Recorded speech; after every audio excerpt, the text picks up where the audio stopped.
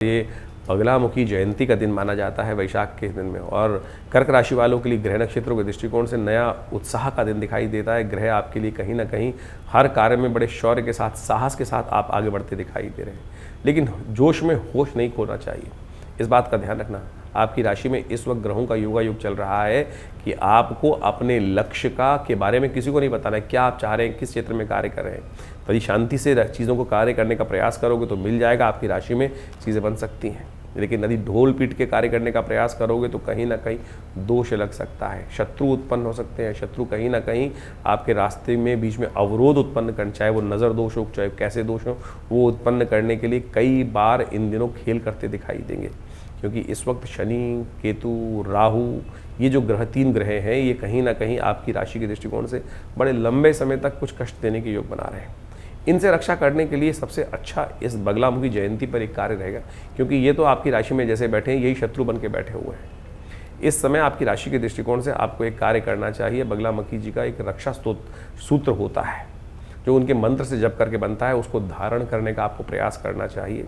क्योंकि पूरा वर्ष ये जो आप मान के चले, ये कहीं ना कहीं शत्रु बाधा उत्पन्न करने के बार बार योग आपके लिए बनाते ही रहेंगे। ऐसा योग बनता दिखाई दे रहा है, तो उनका उपाय लगातार करते रहें। भगवती बगलामुखी का स्तवन आप लगातार करने का प्रयास करें, क्योंकि वही शत्रु मर्दन करती हैं, समस्याओं का हल करते हैं।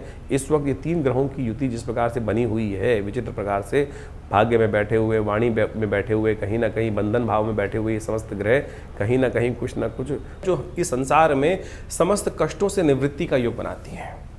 आमतौर पे लोग इस स्वरूप को कई बार भयावह स्वरूप मान के डर भी जाते हैं और केवल शत्रु विनाश करने के लिए ही इस उपयोग को प्रयोग करते हैं।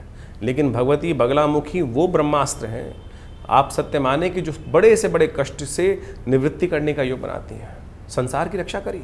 कहा जाता है अनादिकाल के अंदर एक बार संसार में भयावह तूफान आता दिखाई दे रहा था, एक भयावह राक्षस था और उसको किसी भी प्रकार से समाप्त नहीं किया जा सकता। संसार की कोई भी शक्ति उसको समाप्त नहीं कर सकती थी। तो भगवान विष्णु ने आदि शक्ति का ध्यान किया और कहा जाता है हरिद्रा सरोवर से भगवती की उत्पत्ति हुई और भगवती ने उस असुर का संहार किया।